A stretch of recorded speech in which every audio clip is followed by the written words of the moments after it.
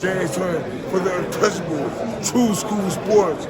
Let's go, baby. Bow! Be careful what you wish for because it can become a reality. Yeah.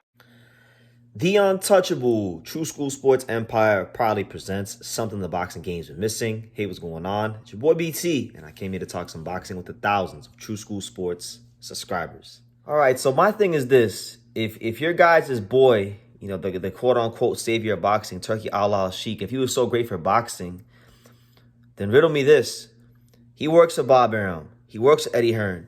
You know, the Saudis supposedly have all this money to burn. If he was such a great savior to boxing, why can't he pony up the extra $200,000 that Brian Norman and his daddy are looking for to fight Boots Ennis? Where is he in all this? Because he works for the promoters or bullfighters in this equation, and he's been mum. He's been not saying much. He's too busy arguing with, trying to press journalists on Twitter who don't agree with him, like Jake Donovan. Why isn't he stepping in to try to help consolidate Jaron Ennis versus Brian Norman Jr.? Answer that question for me in the comments down below. Now that we got that firmly established here on True School Sports, I wanted to kind of explore the other side of why Brian Norman Jr. isn't fighting Jaron Ennis. Because look, I'm gonna stand on what I said in my last video. I think it's a clear duck. I do. I really do think that Brian Norman Jr.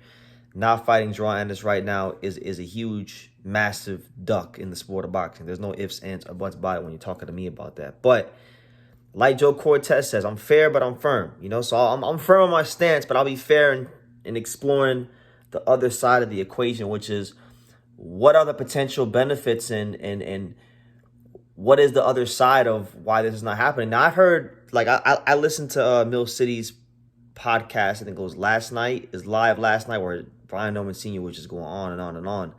And I heard him say, now they don't want to fight in Philly. Now they want it to be in a neutral site. And if had the fight been in Vegas at a neutral site, they would have taken the initial 1.7 offer. But the 1.7 offer is not enough to suffice them going to Philadelphia. So my thing is this, right? This is what Brian Norman Jr. has going in his favor, right? Boots is 27. Not old, but definitely, you know, you would definitely be led to believe he's closer to his prime than a guy like Brian Norman Jr. Brian Norman Jr., God bless him, you know, he's 23 years old. World champion at a very young age, has a lot of, you know, development to be had and maturation to take place in his career. There's no question about it. So he's got the luxury of time on his side. And really what it comes down to is this: is if Brian Norman Jr. can continue to stay active, continue to stay busy, and continue to whack these dudes out the ring and win, then all of a sudden, you know, the value of Brian Norman Jr., it gets higher. But yeah, like I was saying, with each passing win in his career, Brian Norman Jr.'s value would go higher and higher and higher. All he has to do is stay in that win column, and things will bode very well for him. The Boots fight in a year, you know, if Brian Norman is able to get 2 wins from now till maybe this time next year, all of a sudden the Boots fight is bigger and has more value, and he has more value. So one thing boxing fans should understand, you know, is that while the sport is great and we all love the sport and we know it's a business, the fighters themselves are the business. The fighters themselves are what you would call independent contractors. If you guys pay taxes here in the States, they get a 1099. They don't do the normal thing. They gotta look out for themselves, and they gotta build their business as fighters. They gotta, you know. So Brian Norman Jr., to a lot of people didn't know who Brian Norman Jr. was to the Santillan fight. And in many cases, as I've come to learn, watching the responses to all this Brian Norman, Jaron Ennis stuff, a lot of people are just now finding out about Brian Norman Jr. throughout the process of this. So one thing is for sure, and two things for certain: Brian Norman Jr. has to continue to build his profile, right? Building his profile would bode well better for him in the long run, because people are just now really starting to take a vested interest in him in the boxing world, in the boxing community as a whole. So yeah, he's got time on his side. The only thing is, I've seen this movie before. I've seen fighters take this approach and get their ass absolutely waxed, all right? One example of this I could think of, I have to go about the 2018, 2019 time, back when Anthony Joshua and Deontay Wilder were going back and forth every day. And I remember back in those days even, I was covering that every single day. And Anthony Joshua and Deontay Wilder, You know, they had more so Wilder than AJ, because Wilder, I remember Shelly Finkel was talking about, as long as Wilder keeps winning, the fight gets bigger and bigger, you know? So Wilder took that approach, and what happened? Anthony Joshua winds up losing to Ruiz. Wilder winds up getting into a trilogy where he would get ruined by Tyson Fury thinking they were smart, and the fight never happened when it was supposed to. So there have been many fighters in the last couple years that have tried to build the fight bigger and bigger and bigger, and they wind up losing a fight they didn't think they were going to lose. So my thing is this.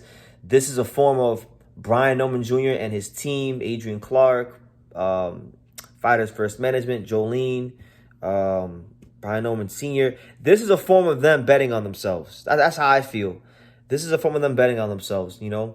So they believe they got a world-class thoroughbred horse in Brian Norman Jr., and they don't think he's going to lose anytime soon. So we'll see. You know, right now his next fight is supposedly going to be against Derek Cuevas, the Puerto Rican welterweight contender.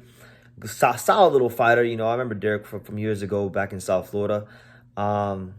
He can punch too. You know, Brian Norman Jr. ain't going anywhere. Brian Norman Jr. is not gonna get on his toes and box. So that could be a good scrap.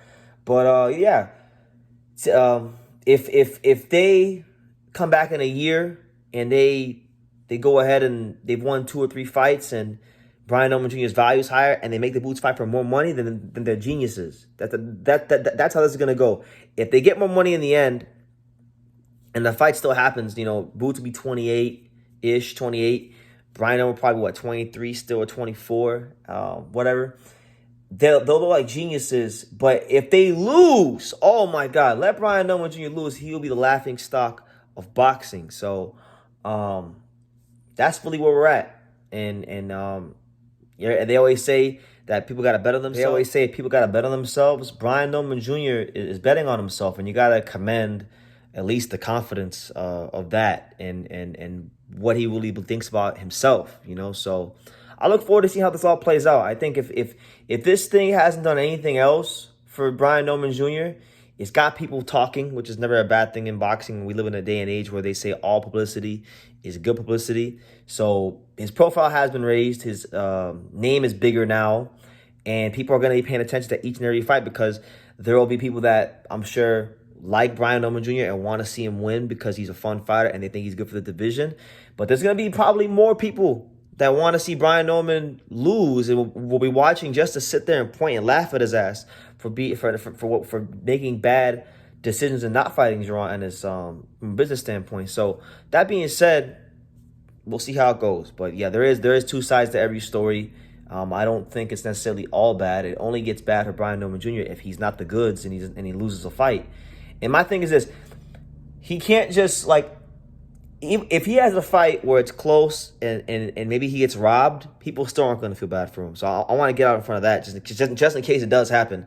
If he has a fight and it's close, and he has an off night, and maybe some people think he won, some people thought he lost, people are not going to feel bad for Brian Norman Jr. So it's not even just enough to go ahead and win.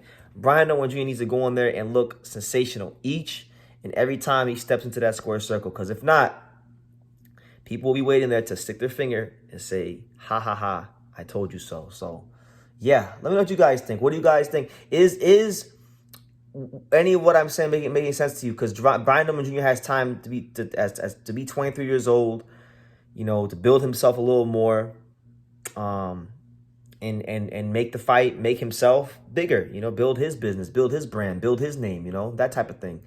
What do you guys think about that? Is what I'm saying bullshit? What do you guys think? Let me know in the comments down below. Make sure you guys take the time to subscribe. And like I say in every single one of these videos, you can love me or you can hate me. But I'm just a kid from Daniel. So until next time, take care, guys. Thank you for watching another video on the untouchable True School Sports Empire. I'm at the Boxing Hall of Fame out here in Canterbury, New York. And for more great boxing content just like this video, make sure you click and subscribe right over here.